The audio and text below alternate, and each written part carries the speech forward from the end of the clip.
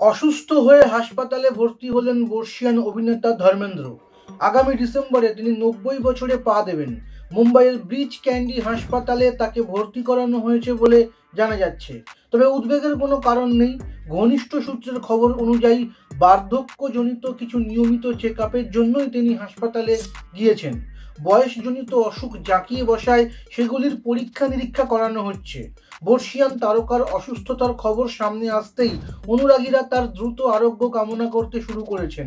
তবে ধর্মেন্দ্রের পরিবার বা টিমের পক্ষ থেকে এখনও কোনো বিবৃতি দেওয়া হয়নি।